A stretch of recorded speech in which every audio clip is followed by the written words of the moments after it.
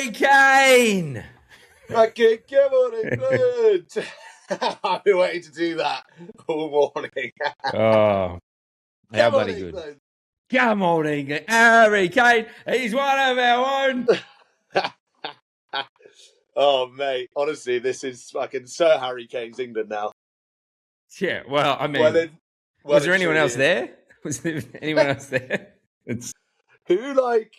Oh, mate, honestly. What did I say? I text you this morning. I was like, I called Declan Rice your rice back. Because you don't even have a rice back. You have a rice back.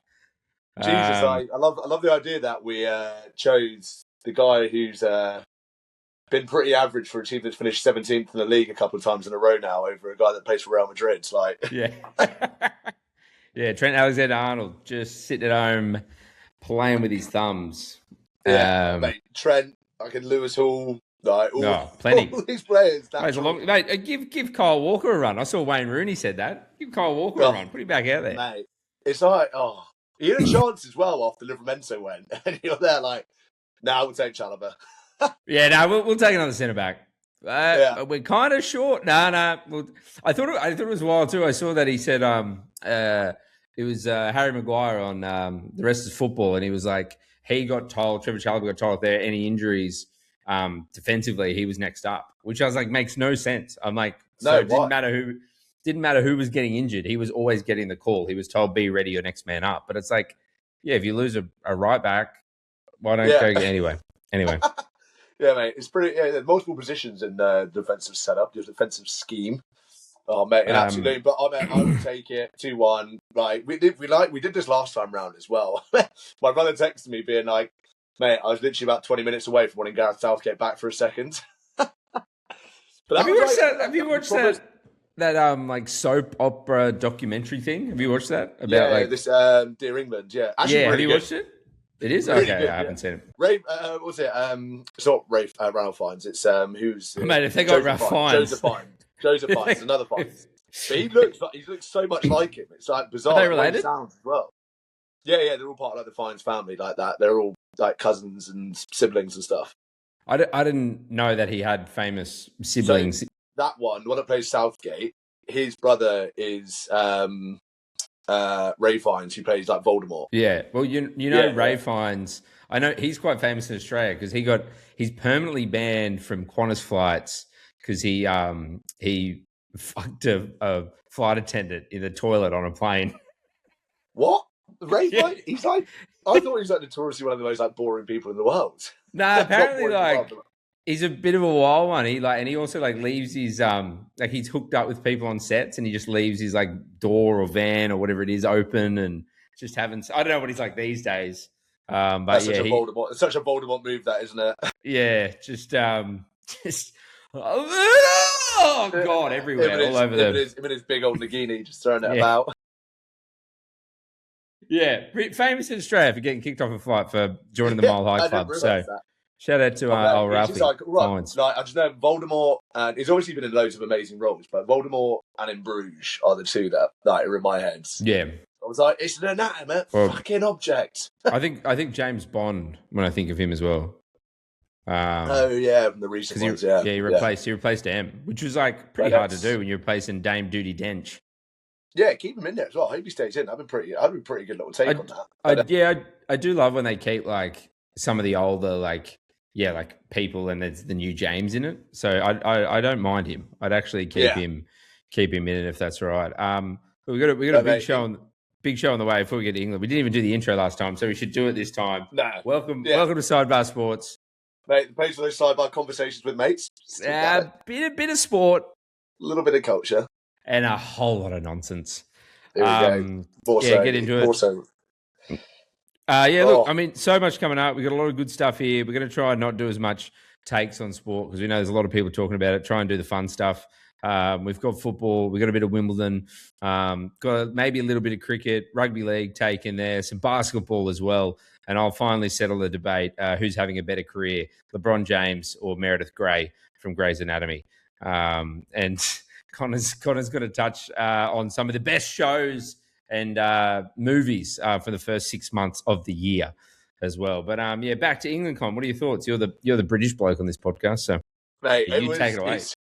This roller coaster has been just another class of that England tournament for my heart. I've gone from watching the best England football game in a knockout tournament, like a World Cup or a Euros, I've ever seen. I think most people probably ever seen in their lifetime since probably like the Gaza eras, against Croatia as well, against like actual good opposition. Everyone was like, oh my God, we are so good. To it being like, oh fuck, here we go. And then it's been that progressively. And then it took until literally the last 2 minutes last night for that to change. Like the Panama game, I know we had like an alright second half, but still it's Panama, we should be doing that. And then, oh mate, yeah, thank God for Harry Kane.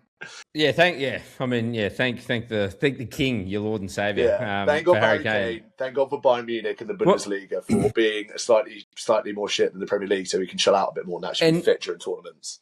And look, potentially, I mean, maybe so far in this tournament, you guys now, I haven't looked at all the matches, and obviously, you know, there's still other games in the round of 32 to happen before we get the round of 16, but you may have the hardest game next. You're playing Mexico in Mexico, mate. Their last game in this World Cup in Mexico before it progresses to America at the Azteca. It's in altitude, isn't it? So it's just like, oh mate, and like you look at like Rice and Anderson that game last night, and they could barely like get their lungs. Like they look fucked in that game, and they're like, oh, Mexico looks so good. It looks so good. I think, you know what though, I will take it because I think technically now we are underdogs. We are. Sorry, England. Let us be the underdogs. Are the underdogs? Are they? Yeah, right. Jeez. Mexico. I don't think Mexico conceded a goal. Mate, yeah, I don't have it in front of me. In Mexico, they're on this mega run. It's in Mexico, and I don't think they've conceded a goal this tournament yet. Like they've been unbelievable. I want to I don't know if you saw. I want to bring it up. We'll put a clip up on the socials. A great clip. So the Mexican fans brought out drums, fireworks, and car horns outside of Ecuador's hotel. So where the team was staying, they just set up parties outside and just partied 24 hours. So they're banging on drums, car horns, and then in the clip you can see it cuts, like someone films up to the hotel room, and there's like, you can't see who it is. It could be other people staying at the hotel, but it is the official Ecuador team hotel. They're standing on the glass, like looking out, going, "What the fuck?" So they kept them up all night, kept them from sleeping, and then they won. They won 2-0. Was that all they bought, or was there been like a couple of deals going on outside? And there was a couple of dodgy stuff. I saw another one. You know, the Mexican cartel going up to Harry Kane, going, "You're gonna have to throw this game, mate. Like if you want to make, you want to make it hand on the shoulder, you want to make it out of our country. It doesn't end well for you, El Kano." I don't know who I feel more for, right?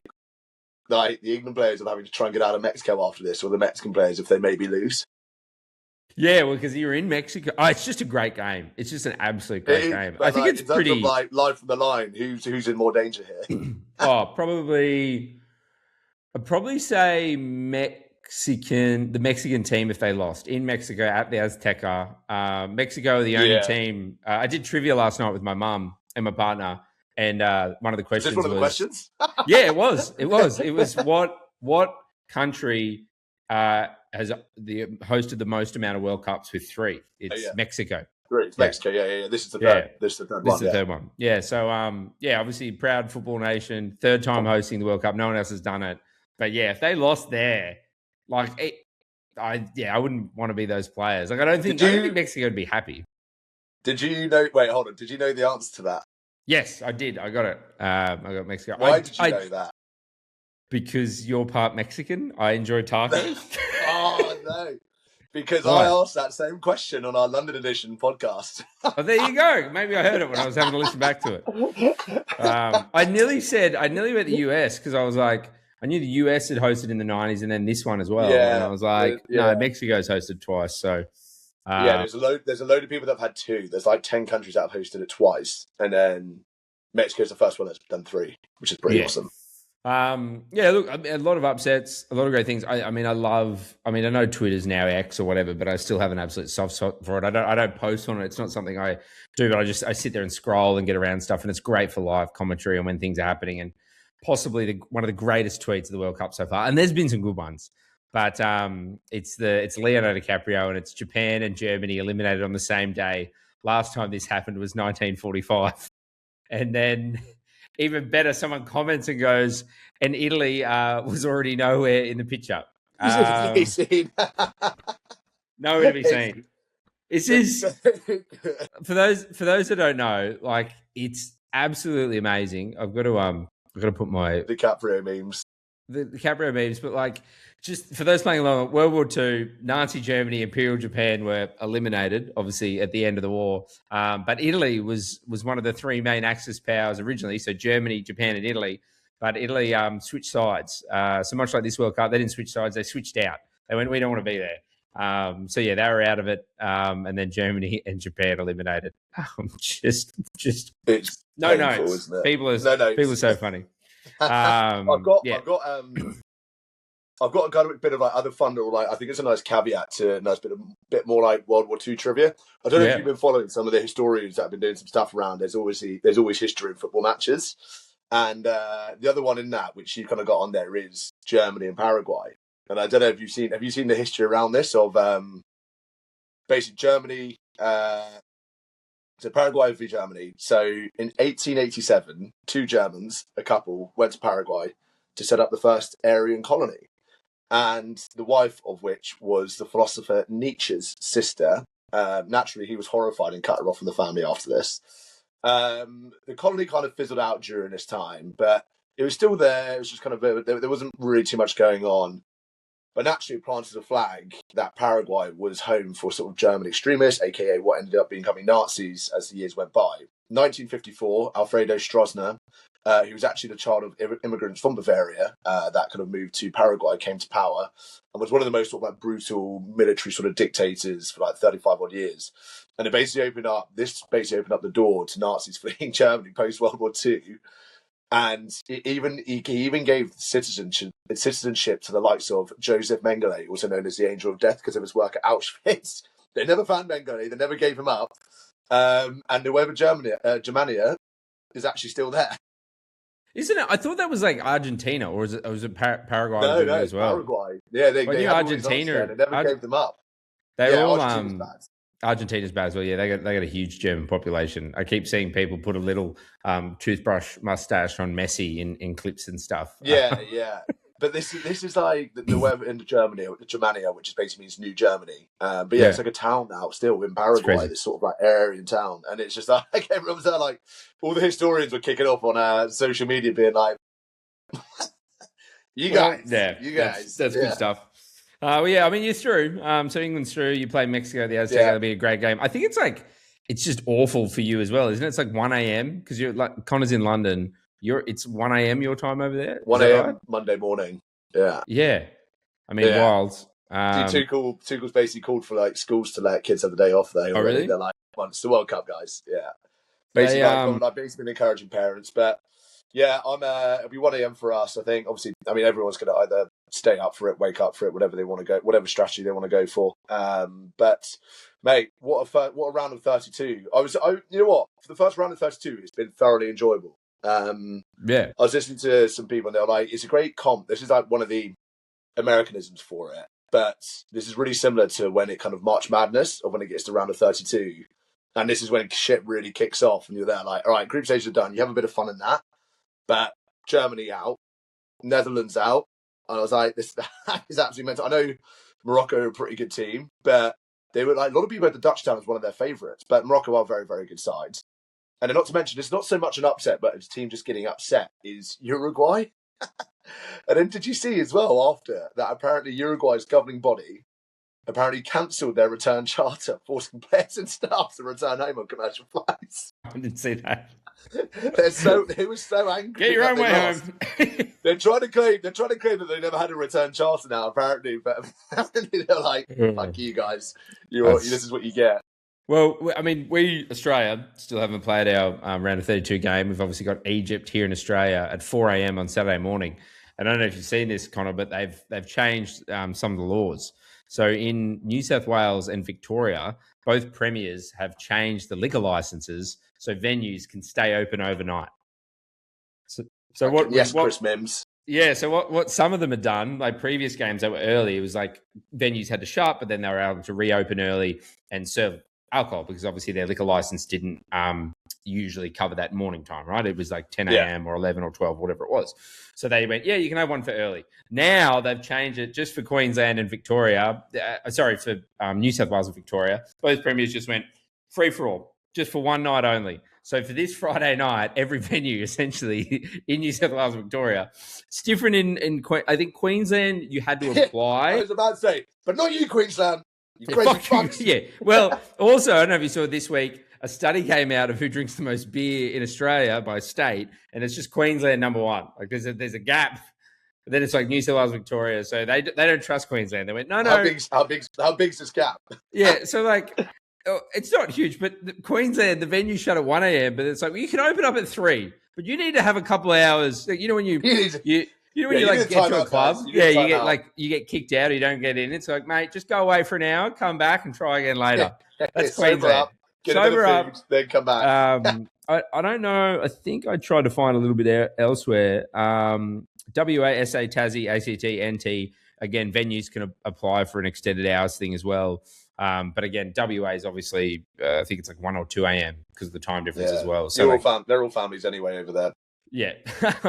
But yeah, I just love it. So in Friday night in Sydney and Victoria is going to be absolutely mental. Have they done this? When was last time? Have they ever done this before? No, nothing I can remember. Not when there's definitely like Queensland and the other states sort of doing where you can apply for something, but for the whole state to just go free for all, hey, stay open, just serve booze or whatever. And you think about Sydney as well. There's a Wallabies game. Haven't played Ireland in years. So people are going to be absolutely like to go through from Friday night, Saturday morning, watch the Socceroos to push on, and it's a late kickoff to watch the Wallabies. I'll be there at the Wallabies game. So I want to follow along for any Irish fans that are going to be Irish Wallabies fans, or like all the Aussies that are going to be doing that rollover. I just want to know. I'm like, let us give us a shout. We will get your stories. Send us some videos. Yeah. Tag sidebar. We can share it. If you were staying up from that Wallabies game all the way up until. There's some great rugby as well. You can stay up overnight because I think there's like the Springboks play in like 3 in the morning or something. Yeah, mate. Best all-time day of rugby. Yeah. You guys are on for what it's 11 a.m. for us. So best game in the morning of France, New Zealand. Then it's you guys basically, and then it's us, and then it's a load of other games. There's like 7 games of Union that day. It's great. It's the first game of the nation's tournament. Yeah, World Nations tournament. Yeah, very exciting. But mate, you guys, Australia, the last Asian team left in the World Cup.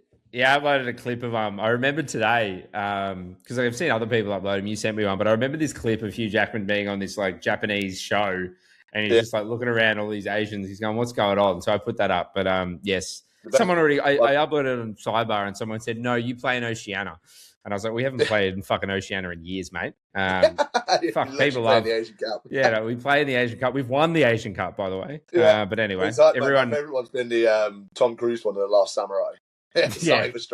Australia left in the last Asian team. This last one there. You got anything else, or do you want to move on to a bit of Wimbledon? We could probably get on to a bit of Wimbledon. It's been, mate, it's been enjoyable though. Best of luck to you. I hope the heart's holding out all right. But yeah, I reckon we can move on to a bit of Wims, mate. Australia. Look, we'll probably cover it afterwards. There's not too much I want to say other than we just got to play well, punch above our head. Egypt. Yeah. Mo Salah went off a little bit at the end of that game, but yeah, fingers crossed. Excited for Saturday. All right then. I'll do a quick shout out to Whoop again. Obviously, he sent us a couple of Whoop bags. Look, Whoop. You got it going? There it is. Whoop. Yeah, there it is. I didn't take mine off. My stress levels got too much last night. Yeah. How was it? Did you have it on during the game? The strain was too much, and it was making it worse. Like, I was in a spiral. I was in like a downward spiral. But it was like 1-0 at the 70 minutes. Your Whoop was like, "Are you okay?" Yeah, it was a massive queue for the beer. There was a massive beer line for the bar, and it was like 1-0 down. I was there just like fucking strain. No. But, mate, we've sent us a couple of bands, so we've been keen to track our sleep, strain, and recovery levels of like an English and Aussie fans during the tournament. But as I said, we're really keen to get all fans involved and see which fans have been the most affected by the football. So come join our community group, which is com/. B9300C6. We can put that on our socials as well. But keen to join, get involved, and you can also get a discount via Sidebar. Wimbledon, Serena, she's back. She was back, no longer back. I know you said it. I think you said it last week, but we can do it again. It's the Abe Simpson meme. I'm back, and I'm gone. Thank you. Yeah.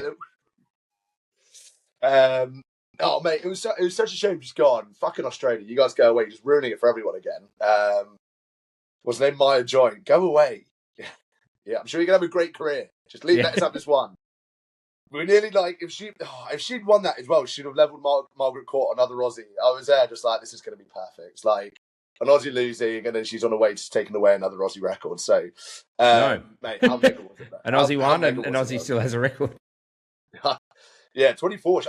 I thought she was up there, but she was one off the women's singles record still. But mate, her coming back was mega. Like that, the announcement and the crowd was just like electric for her coming back. She was a shame. She just looked like just the fatigue was setting in way too quickly. She had some moments, but yeah, it was a shame to see. But you know what? I'd love for her to come back and try and do another one at 44 after having children. You're there just like, this is one of the all-time sports moments of like, mate, I know some of my friends out of 44 generally can not get up off the sofa anymore, and then you're there like, I got mates who are 34 who can't get off the sofa. Yeah, 29 and they're like, oh god, just give me a hangover. But mate, it was all time. I'd like to see her come back. So I know she loves Wimbledon, but we got the US Open after this. She'll stick around hopefully for that one. And I don't know, maybe she just keeps going, see how she goes for these next couple. But it was all time seeing her back on centre court. Fans love her. And she's just like one of those all-time legends. I literally got goosebumps as she came out. I had to record it. I was like, this is sick watching this. Like, no one's ever really done anything like this. Even McEnroe was like, I tried to play tennis at 44 and I was in the geriatrics league. Yeah. But into a bit more Wimbledon though. British players absolutely suck. I think that was a record now. A record defeats for Brits on opening day of Wimbledon. 10 defeats on opening day. Last time, the next closest to that was 9 back in 2007, which was when we were properly shit between Henman and Brzezinski. But it's set off another inquest into British tennis of why we're so shit. Okay, good. Well, I mean, you've never really had a good. What's going to come back with inconclusive. We're just shit. Well, you've never had a good tennis player. You claimed Andy Murray, who was clearly a Scot. Born in Glasgow in Scotland, grew up in the Scottish town of Dunblane. Couldn't be more Scottish. Good. Obviously, he falls under the Great Britain. When he loses, he was Scottish. When he wins, he's British. And I thought we should mention it. Obviously, the Scottish team obviously didn't go through, but the Scottish fans were obviously loved. Over at the World Cup, you mentioned the Patriots taking a game over to Scotland as well, which is huge. You guys have never been good at tennis. I don't. To have probably, I've never. Have you been to Wimbledon? I've never been to Wimbledon. I'd love to go. You know what? I've never actually been. I really want to go. I might go this year. Yeah, I'd love to go to it. Maybe after the show from there again, put that on the bucket list as well. But yesterday, actually, I was watching it in the area. It was amazing. Okay, yeah. The vibe was awesome. But I'd argue from what people have seen and been there, like it is the best. Obviously, a lot more formal in the dress codes and stuff. But in terms of like what it is and the spectacle of it, it outweighs Roland Garros, US Open, Australian Open, even here. Australian Open feels like more like the Phoenix Open of tennis. Yeah. Way more party, more party and stuff. But they've done so well. They've done so well with that, with making its own thing. Like it's its own vibe, and it's way more like chill, young person friendly. And it's really good for that. But Wimbledon's just got the heritage. I don't know. I don't know why you haven't produced more tennis players. I said to you, I couldn't even name any British tennis players. Have you got something for me? Do you have a little game I can play? The worst thing about it is at Wimbledon, you obviously have, that hill where everyone watches the matches on the big screen. That is obviously now like people are trying to rebrand it as Murray Mound because he actually won it. But it is for years called Henman Hill, a man who I think made it to a final once. And that was it. And that's as good as it got. Like, that is as good as it's going to get. That's Henman Hill. He made a final. Did he win? No. He was like, all right. And then he was like, we're going to name one of the most iconic parts of Wimbledon after him. And then, honestly, I think people got to be like, thank God Murray won it. Because now we can actually rebrand it to have a bit of credit for it. Yeah, I mean, you know what? We had Fred Perry. Okay, well, yeah, Henman Hill, but if you're going to name it after Murray, it's the Murray Mound. It's the Murray Mound, yeah. Oh, the old Murray Mound. I love the Murray Mound. He's trying to. I think they're getting a little competitive about it now as well. But yeah, I think most people now are being like, no, Tim, sorry, Tim, simmer down. So, you had it for a long time. You should head. I do worry, like if sports, like when naming things and retiring jerseys and stuff. I do worry at some point, like if sports continue to go, like at one point you're going to run out of numbers, or you're going to run out of hills or stands and things. It's like. I think like I don't mind the rename. Like it's like, okay, you had a run, that's great, but now it's someone else's. Like you can't have things forever. Like in 1,000 years, like who the fuck is Henman? We can. Yeah. We just keep stealing other people's, mate. Yeah, true. We had Murray, Fred Perry, obviously iconic, famous for his fashion line, Virginia Williams, and that's obviously about it. Raducanu won the US Open, and she's done nothing since then. But it's depressing. The only in-question is being like more of like a wider demographic, because it is obviously a little bit of like an affluent sport still. Like I'm pretty sure Jack Draper, who's our current best player, his dad is literally like the president of the LTA or something mental like that, like ultimate nepo baby player. Like he's a good player and he's injured, but it's it is so depressing considering we're probably the best major. I think, like, at the end of the day, like, I don't think, you have to be good at everything as well. I don't think everything needs an inquest. You can just kind of go, like, it's a bit of an affluent sport. I feel like Australia's probably produced better tennis players than you guys. But, again, it's still not something like 10 of you. Yeah, no. It's so annoying. If you ask, like, the average Australian, they'd still be like, I don't fucking know anyone. They could probably name, Leighton Hewitt, obviously Ash Barty more recently, Margaret Court, and Margaret Court in the news. Kyrgios, just because he's news headlines. News headlines and stuff. But yeah, I don't know. Just let that one go. I think, if you're going to put money into tennis and some little kid picks up a racket, that little kid could be Harry Kane. And suddenly you don't have Harry Kane scoring a goal for England because he's playing tennis and you're losing to DR Congo and the Anacondas. Yeah. He could do both. It's like kids' sports when you're younger, but like, sorry, he's actually got a tennis conflict. He can't come today. And he's like, fuck, he's our best player. Sorry, Harry. Well, I was talking to someone about that today. I was talking about Sydney Swans players. I don't know why. Someone was talking about the Swans games or whatever, and we were just talking about, like, if you could pick athletes and put them in other sports, like, would they be successful? I think there's obviously certain athletes that are just athletic. They could probably be better at it. But again, it's back to that thing of, like, do you want to run around, if you're just talking Australia, do you want to run outside? It doesn't have to be AFL, but do you want to run around outside and kick a football around? Or do you then, want to get a tennis racket? I think the sport has to appeal to the kids as well. Outside of being affluent or not, like, it's like, I don't know. There's still an element of, like, for England, you want to run around and kick a football. You want to be Harry Kane. You don't want to be fucking, what's his name on the hill? What's his name? Henry Hill. Henry Hill. You got to be like, we need a few more, I think, borderline psychotic parents, like the King Richards types. I think we need a few more of those. That's what we need. Yeah. Hey, King Richards. You guys are full of kings. Had 2 kids, and we're like, my brother's like 2 kids, mate. Project Carlos Alcaraz starts now. Project Alcaraz and Serena Williams starts now. The Dolan family. Friend of the show, Alan Christensen, like his daughter, she's shown a bit of promise, quite young, but he was like, it's got to be golf or tennis. It's got to be like an international sport, low impact on the body, for females as well. Like, how much are you winning? Is it comparable to the men's game? He's like, tennis and golf, they're the 2 things she'll be playing. He's like, I don't. Also, surely the best ones are comparing it. Well, like golf. Daddy, I want to play AFLW. Like, you played AFL. He'd be like, no, fuck off, Delilah. We're you're playing tennis. Pick up that racket. You take it, pick it up. Hit it hard. No. Go, we're going to hit 100 balls. We're going to go out to the driving range. Daddy, I want to be an AFLW. No, we've been over this. He's got the touch of the King Richard about him, Alan, actually. Like, like persona-wise and just, like, the way he carries himself. I mean, his kids could be great. He coaches now down there, and I've watched him coach, and he is not he's a fun guy. I love him, but he's not when he's coaching. He's very straight to it and drilling home something. I reckon as a parent, though, like, surely golf, tennis. Golf, you're just going to nice golf clubs. You, for the most part, following their son around. It's usually pretty nice. I know they play year-round. But it's nice, you're just going on nice walks. Tennis clubs are always pretty nice. Yeah, well, that's what he said as well. It's like it's the low impact on the body, comparable to like sports where you're tackling and hitting each other.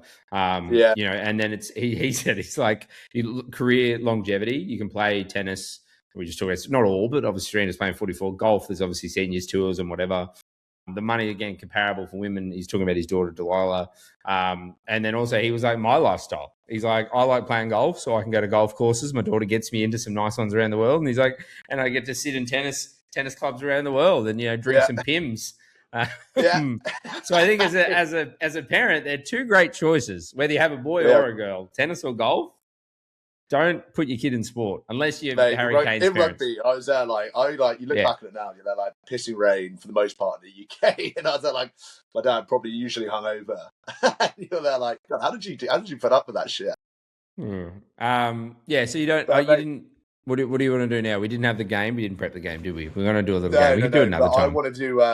I wanted to get you on the game of. I've just said, and I know I messaged you on this, but Sweeney, who I've never really heard of before as a player, Aussie tennis player, is probably the most Aussie-looking tennis player of all time. We had this in my group chat with my brothers. But what I wanted to ask you was, have you got a list? I wanted to pull together a top 3 lookalikes list. Looks like an Aussie athletes list. Have we got this ready to go? Because I got to ready to go. He's one of those people where I looked at it, I was like, that is the most Australian-looking man I've ever seen. So I want to get your all-time looks like an Aussie athletes list. Okay, so shout out to Sweeney. Very much looks like an Aussie, but I think we can do better. I've put together my top 3 looks like an Aussie athletes list. These are my top 3. If you saw these people, you would go, "Oh yeah, Australian." You would just definitely, you wouldn't need to see anything. Number 1, it's Shane Warne. Shane Keith Warne. I'm talking that late 1990s, early 2000s, the frosted tips, the earring, the cigarette hanging out of the mouth, the little flavor saver, the goatee and the chin fluff he had. Drinking the Diet Cokes, eating the ham and pineapple pizzas. Just everything about this bloke screams Australian. That's no notes. You see that bloke anywhere and you'd see him walking down, I don't know, like Las Vegas, and if he wasn't famous, you'd still go. He'd be wearing thongs and board shorts. He'd be like, "That's an Aussie. That's an Aussie." That's the most Aussie man I've seen. Yeah. That's the most Aussie man. So look. Obviously, he's some people's cups of tea. He's not the most good-looking rooster, but Australians are known for being good-looking. When I went to the University of Alabama, I don't know if I ever told you this story. I went to this sorority party. I got invited because I was Australian, and someone told someone. And these 2 girls came up, and one of them was like, she's like, "Oh my God." She's like, Are you the Aussie? Are you the Australian? And I was like, "Yeah, I am." And she's like, "Oh." She looked really disappointed. And I was like, what did you expect? And she's like this, and I fucking kid you not, she just shows me the background of her phone, and it's Liam and Chris Hemsworth. That was her background on her phone. And I was like, yeah, we don't all look like that. I don't know what to tell you. They don't all look like that. So I think that number 2, we need to go someone really good looking. Maybe like some tattoos, kind of dangerous. And I'm thinking like Indigenous, because we have a huge Indigenous population who are great athletes. And I'm going with Buddy Franklin. Buddy Franklin is a good looking rooster who is also known for wearing budgie smugglers all the time. Like wherever he went, he was in a pair of budgie smugglers. Like look at this one here. Look at that man. Yeah. That's a man. That is a man. He's a tall. This is what people want Australians to be: tall, dark, and handsome. This is what they're talking about in Wuthering Heights when they say tall, dark, and handsome. That's who should be playing fucking old mate, not Jacob Elordi. It should have been Buddy Franklin. Get Buddy in. It's wrong colour, mate. Put in Buddy Franklin. Good-looking rooster. You see him standing. He wore him when he went on holidays over in Europe. He had the budgie smugglers. They were there, and he wore the green and gold ones as well. That people see that bloke and they go, geez, that's got to be an Aussie. That's got to be an Australian. And then my last one, I want to give a special shout out to this man because I don't think he's recognised enough within Australia. This man has held the World Woodchopping Championship title for 21 consecutive years. 21 consecutive years. He is Australia's most successful athlete and possibly the only athlete in the world to win over 1,000 titles. this guy could be the most successful athlete in the world. I am talking about the Tasmanian, the great man, David Foster. Look at that man, Connor. Tell me that man isn't an Australian. Like that's like Big John territory. That could be. Oh no, you know what? The Tash is what makes it. The Tash, the Australian Tash. He's just. I mean, David Boone, another great Tasmanian Australian with a mustache. This is David Foster. David Foster looked like he ate 10 David Boones. So, giving it. I've had the pleasure of meeting David Foster. Loves a beer. Very hairy. Has a hairy, big, thick Aussie ochre accent. You see him sitting anywhere in the world. This giant man in a white singlet drinking a beer. You'd be like, that's an Aussie. That's an Aussie. Yeah. So I feel like an honourable shout out to God. What era was it? But Mitchell Johnson with the handlebars. Yeah, Mitchie Johnson with the handlebar mustache. Yeah, that's always one in my head that really sticks out. That's a very iconic Australian. The other one I have is such a niche one, another cricketer. But like a modern day Aussie of like you'd see this little kind of around Melbourne all the time. But Adam Zampa, who is like the little earring, and he's like got the hair and everything like that. And I'm there like he just looks like he looks like an Aussie surfer that's just pretty good at cricket. And you're there like, yeah, this fucking guy. But I think they're the three that I think if you just saw them, you go Shane Warne, love thongs, boardies, walking around, ciggy hanging out of the mouth, the hair. I'll go bang Aussie. Buddy Franklin standing somewhere. Off the coast of Italy in his budgie smuggler's tour, the tattoo sleeve, the hair. I'm like, bang, that's an Aussie. And then David Foster parked himself in some all-you-can-eat buffet, putting him out of business. You'd be like, that with the great thick mo, you'd be like, that's got to be an Aussie. What's my top three? What's David Foster drinking? He's drinking some VBs or some 4X? Or he'd probably be drinking Bogues or Cascade. They're the two Tasmanian beers. He's a pretty proud Tasmanian. So put away a few three X's and so all the Cascade Blues. You and I got to do a trip to Tassie. We'll go see our mate Alan. Those even sound horrendous. They sound like those really bottom of the shelf cigarette packets. The 3 X's. Yeah, and the Blues. The Cascade Blues are like the Winnie Blues. You're not going to be talking in the morning. You're going to be pretty horse. That's my. For the game next week, I think we'll do that as like a nice little round out to Wimbledon. I need a bit of time to think about that. I need to go to the depths of my knowledge in that. I want to do two things next week. I want you to give me your top three. Looks like a pommy. So athletes that were pommies, but you see them and you go, that's an English geezer. None of this Great Britain. I'm talking proper English. Proper English. And then off the back, I said I don't know any English tennis players right now. And I said, I got to get kicked out. And I purposely haven't really been looking at the draw because I'd love for you to come up with a game of British tennis player or Harry Potter character. So you're going to give me a name and I want to guess because I don't think we can put it up online as well so people can play, but I don't think anyone knows. That's how bad English tennis is at the moment. More people probably know who Cho Chang is from Harry Potter than whoever the latest English geezer is. So, that's already taken that one. That was one of the ones I was going to. Like, it should be like a British Asian tennis player. Like, fuck. Okay, but I like that. I like your list. That's a very good list. Mitch Johnson, I was hoping it was going to be in there, but I'll take those three for sure. They're a good mention. We hadn't done a David Foster mention on the podcast, and he's a great Australian athlete. So, and again, winning. He's up there for me. I'm upset now when we didn't months ago. We did the Mount Rushmore because I'm like when you to have your title 21 years in a row and win over 1,000 titles as well. I was like, that's their numbers. People talk about Don Bradman. I mean, that's better than Bradman. Digits. So, I mean, speaking of cricket, we mentioned Brad Johnson. Have you got any thoughts on your boy Ben Stokes, New Zealand's boy? It's depressing. I don't know. You know what? I've got two mindsets of this. I was like, we're about to go back into the dark ages of English cricket, or it's going to be maybe good little catalyst of being like, okay, Stokes is gone, McCullum, mate. That's like your guy. You're gone too. I think McCullum has to go now. Like his last test the other week was, I know it was awesome. Like this ovation and stuff, but He's come out and we're trying to chase 376, and he's firstly opened the batting, B, just come out and try to absolutely whack everything. And like the Kiwis, who don't even have that good a team out, just start laughing. You can hear them on the mics, just like laughing, like, what are they doing? It's like, I was like, this is actually disgraceful now, and it's actually embarrassing. We're the now apparently 7th ranked Test side in the world, which is fucking mental. Like, I love Stokes.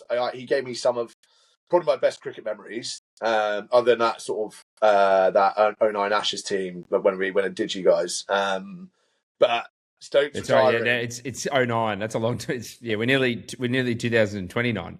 That's mate. We still had it. We still had that moment. Don't you fucking take it away from it. You can't take it away from us. Yeah, you sound like New South Wales after a few years ago. They go, we won once. Yeah, we won once. Yeah, you can't believe, mate. And we won again when Flintoff came out battered out of Downing Street. So that was all timer. But then, mate, and then Stokes did you guys again in the cricket. That knock that he had against you guys in the semi-final of the Cricket World Cup over here was just honestly one of the most ridiculous things. And I know he's done it time and time again. So it's sad to see him go. He's an absolute legend. He's such a good competitor, and I absolutely loved him for England. But I think this sort of era of Bazball now, hopefully, can maybe end with him. Like, I'm hoping now we can actually go back to being a decent Test side. So yeah, it's. I don't even think we ever. Ben. Next. Yeah, I mean, the whole thing was weird. We don't need to go through it again. A lot of people have, but yeah, to play against the New Zealand B team or C team, open the batting, all these standing ovations, very weird. And then I don't think it's like six or seven. I don't know if he was like pushed to make it, and then he wanted to make it about himself because he was at the game, so he could. It just feels like maybe someone was like, "Mate, you have to," and so then when he's there, he's just like, "I'm just going to do this, and I'm going to open the batting and." All that sort of stuff. Would he make 30 or something? It was just very strange. But also, really I was going to say the Bazball thing. Like, I don't know if we ever really saw Bazball. I think Bazball was more of a thought. It's a Fugazi, it's a Fugazi, it's a Wazi, it's a Woozy, it's a fairy dust. No, we nearly had nearly. We drew the test with you guys with it again, when we were in England. I'll take my headphones out. You tell me when you're done, and I'll put these back in. No, you got pulled off from rain, and you guys we had you on the ropes, and you were so lucky with drawing that test because we were about to absolutely spank you in that test as well. I don't think, as someone who played a lot of cricket, that style or whatever it was, and you can say you had a little bit of moments of success, but it's not something that you can build a team around or build your culture or your long-term success. To your point now, no, it's not sustainable. To your point now, it's like, I think it is, I think you got to put the broom through quickly now. Just really like, hey, Stokesy's gone. We obviously got to get rid of Brendan McCullum. They're obviously mates. And whoever else, I don't know, again, more behind the scenes coaching and stuff. I'm not necessarily talking about players, maybe some other players, I don't know, but just put the broom through it and go back to being a good cricket team. Look at who you need to look at or bring through or whatever. But you got some great youth. Obviously, some of those boys played over here in that last Ashes series, and I think just make a fresh start, move away from it. Yeah. I think it's a closing of a chapter. Yeah, and it's one of those things of like we've got that. Maybe it's one of those things of like we've got that style and way of playing. If you really need to do it, go and do it in a test. You can maybe go and do it now because you've got experience doing it. But yeah, move on from it. It's I'm with you. I know that the thing is as well with it, and it's so ironic of people saying like what's happening with the death of Test cricket, and obviously there's the whole money aspect. But I was like, England, it's fucking you. Of like, you're playing this style of cricket and you're literally ruining Test cricket doing it. Like, you're ruining the money. Like, you're not going days now. And it's just like, just look at yourselves. You're ruining Test cricket whilst you're playing this style of cricket. Yeah. It's just, well. It's like, yeah. All right, well, yeah, goodbye. Bye, Bazball. We hardly knew ye. I want to move over to rugby league really quickly. There is a game, a decider, that you probably would know about if you're over here in the media. It's a lot about who's going to be coaching New South Wales and what they should do next year moving forward. We touched on it last week.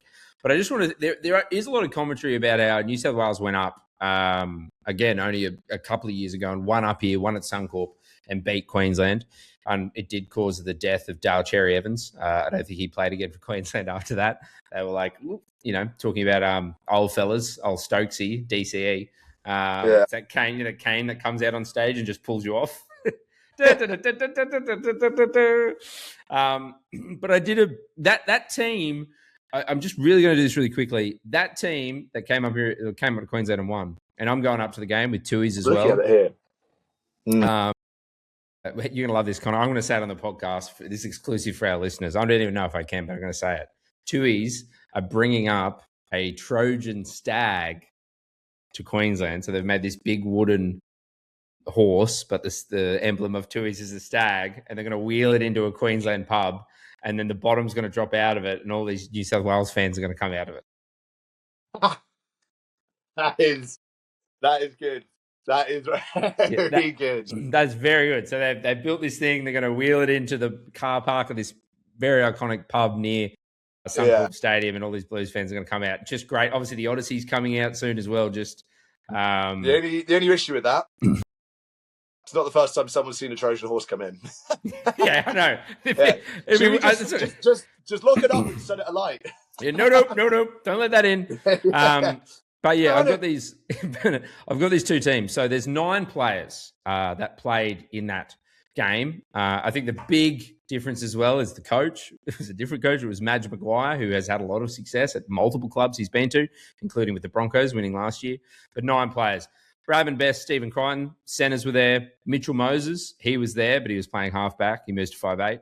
Payne Haas was there, starting front row. Reece Robson, starting hooker, was there. Mitch Barnett, starting now, was on the bench last time. Liam Martin on an edge. Cam Murray starting. This is what everyone's been calling for. I didn't invent this. People that know rugby league much better than I do are asking for him to start. He started that game. They won. Is it a coincidence? I don't think so. But he's back on the bench. They still stick with Isaiah Yeo. He's obviously the captain. He was in that team as well, but now he's starting. So it's only 9 players, a few different positions, but I don't think it's enough of that team to, I guess, scare Queensland. No, but you still got a bit of a core there. I don't think it's nothing. What year was this? Would have been. I got the link there. 2024. So 2 years ago. 2 years ago, yeah. And the player of the series was for New South Wales. It was Angus Crichton, who hasn't played a game for New South Wales. But that doesn't matter. He's resting up and ready to go play for the Wallabies. Moving over to rugby. To win a World Cup. You said rested. Yeah. So yeah. What's the vibe like in odds for this? Is there any actual any feeling of hope in New South Wales? No, I think the New South Wales fans here in Sydney are sort of writing it off. I know a lot of people are still travelling up for it. I know it'll be mostly obviously Queensland with it being at Suncorp. I think a lot of interest in it though, because it is a decider. And obviously the World Cup's on. I think that's taken away a little bit of the oomph around just regular season rugby league. So I think has that been noticeable, like with the impact on football and like the World Cup going on? Yeah, I think there's just that the Wallabies. Here in Sydney, I'm maybe not in Queensland as much because Queensland's very much rugby league heartland. I think Sydney siders do watch a bit more football. I'm talking soccer, but yeah, it's definitely been noticeable. There hasn't been as much, I guess, interest in games as there usually has. Yeah. And then you add a Wallabies game here in Sydney, playing Ireland in Sydney in the east, where there's so many Irish. There's just a lot of options, a lot of things happening. So I was going to say, basically Australia away, that isn't it? Yeah, Australia away game. So that'll be interesting. Going from league to union, are you going to be there? Yep, going this weekend. So if you see us at the games, come and say good day. Wallabies have put their team out. We're not going to break it down. We maybe talk about the game afterwards. But yeah, I'll be there. Friend of the show, Ned Hannigan, will be there as well. Old Shed. So yeah, he's hanging out doing some work with the Wallabies, which will be exciting. So yeah, I'm really pumped. I think it'll be a great atmosphere. Yeah. I wish it was an afternoon game, but I still think a night game. They know it's better with those other games around the world. And again, a huge Irish. I know there'll be a lot of English, a lot of, I guess, all the, English, Irish, Scottish, whoever, they'll all be watching that game as well. It's sold out. It's been sold out for a while. This is when you're going to realise how many plastic paddies there are really in the world of like, oh, English. It's like, my grandmother's Irish. And you're there, it's like, for fuck's sake, man. Yeah, I think I've seen you in an English jersey before. Why are you in an Irish jersey? So, It's going to be painful. But, mate, that's going to be an all-time. Oh, mate, the paddies are going to be fucking steaming going into that then as well. That's going to be like Lions all over again for the Waratahs test. Lions. Yeah, so very excited for that. Do want to touch base on some NBA. Lot of trades, but the big one probably not a trade, but LeBron James leaving the Lakers after 8 seasons there. 8 seasons, 1 NBA championship, 1 Finals MVP, 8 All-Star selections, 7 All-NBA selections. Led the NBA in assists one year. Became the NBA's all-time leading scorer while he was there as well. Over 12,400 points in purple and gold. What's funny with all of that? Was his stint in LA even good? Well, it's funny. I saw some people online break down those 8 years, winning 1 championship, Finals MVP, and selections. That career would actually outrank some people that are already in the NBA Hall of Fame. Really, just that alone. That alone. But now, I think that's a separate conversation because I think there should be stricter rules for getting into the NBA Hall of Fame. I do think it's been a bit easy for certain players, and it's no disrespect, but I think like if you're going to let all those people in, that's what it is. But I think it's a bit of a turnstile now, isn't it? Yeah, it's not betting. Yeah. So I think that I've done some research here. I want to answer the question: who's had a better career so far? Is it LeBron James or Meredith Grey? Both known for their longevity. But before I do that, I was going to ask you, because the thing, I am a Lakers fan, and I'm interested in your thoughts of, does he get his jersey retired, and does he get a statue at the Lakers? Don't think so. I don't think one. I think because there's such an asterisk around the championship that they did win. I'm not like with it being in the bubble. I don't know if he does. I don't know if people liked him enough. I don't think he was loved enough but it never really felt like it was his team. And I think they went through so many iterations. I know they got like these amazing players, but they've kind of butchered the team. He kind of butchered the team, and all of those like pretty great young players they had when he first joined, and he got rid of them all, and they all went on to have pretty good careers. So they're like, man, if like LA managed to hold on to that core of like young players, it could have actually been pretty good and had some bit more stability now. But I don't know. I don't think he's that level. He's nowhere near Kobe. I don't think he's near Shaq level. No, I mean my favorite Laker to watch is Kobe. Kobe, R.I.P. I think what numbers he won in LA? 23 still? No, 23. I think they retire his jersey. He also wore 6. I don't know if you remember that. He did change. He wore 6 and switched back to 23. Yeah, I think they retire his jersey because I mean he did win a championship. I think as time goes on and there's further space away from that, I think people will forget as much as the bubble.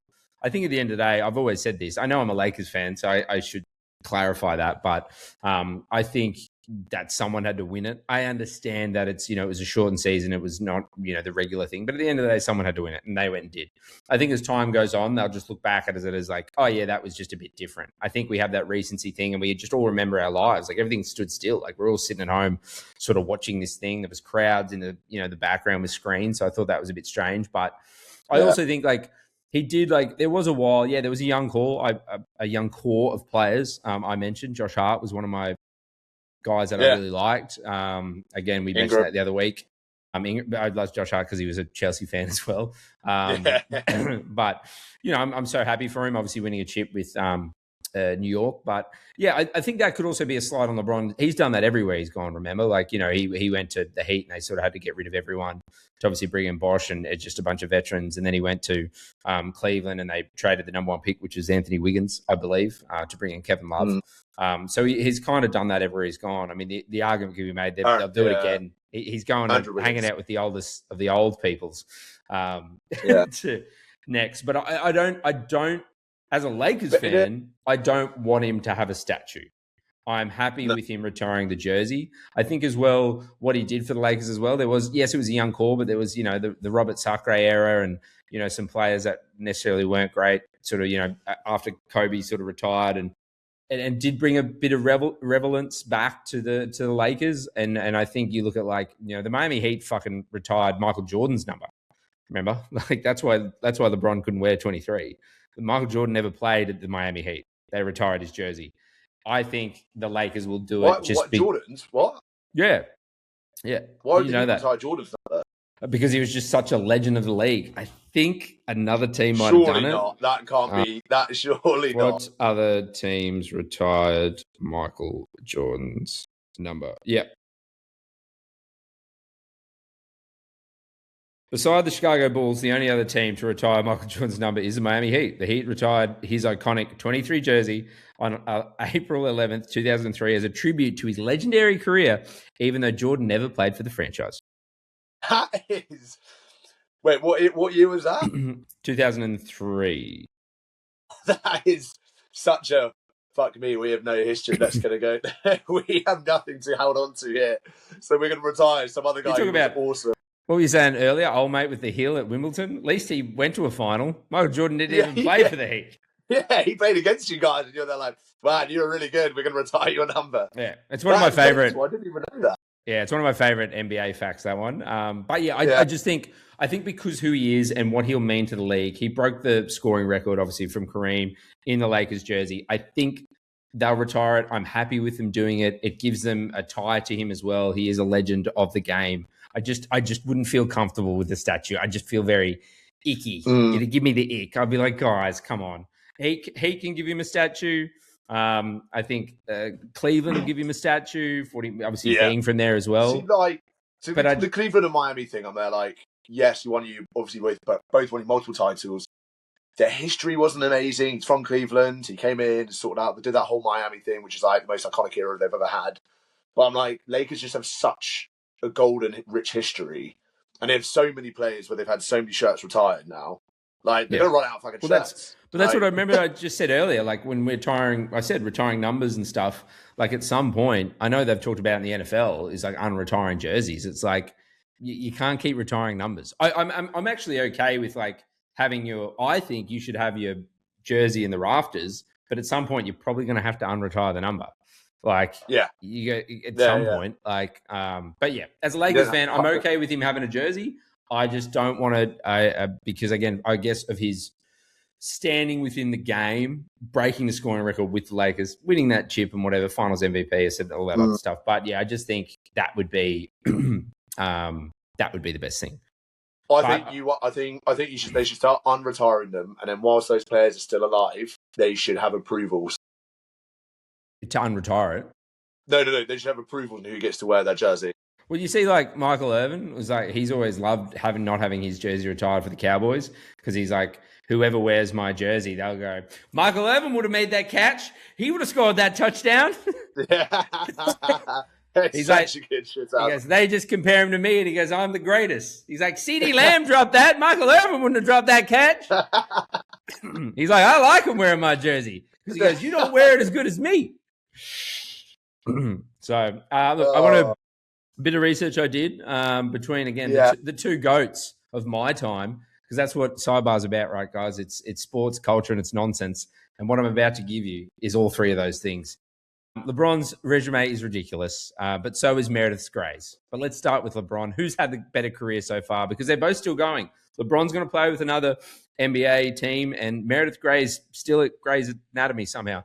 So LeBron, 23 NBA seasons, 5 championships, 4 MVPs, 5 finals MVPs, 22 all-star selections, and the NBA's all-time leading scorer. But don't sleep on Meredith Grey, ladies and gentlemen. She started as an intern and became the chief of surgery, won the Harper Avery Award, pioneered groundbreaking medical research, mentored generations of surgeons, and fictionally has probably saved thousands of lives. She also survived a bomb scare, a hospital shooting, a plane crash, drowning, COVID, just like LeBron. I mean, I could keep going. There's been 466 episodes. She's a widow.